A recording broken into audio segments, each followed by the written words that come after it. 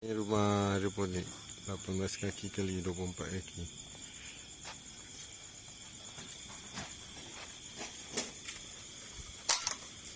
Kita ada 3 tingkat. Tingkat paling bawah pakai lampu. Tingkat atas ni 5 batang, 4 batang, 5 batang.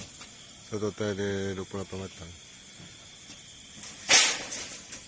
Ni semua kali ada 1100 lubang.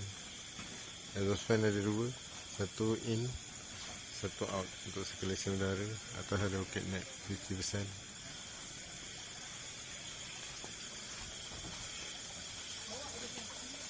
Ini pump ni. Set ni satu pump, pump 105 watt.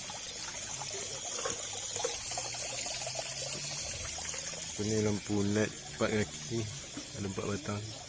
So akan on 12 jam. Bawah adalah switch net.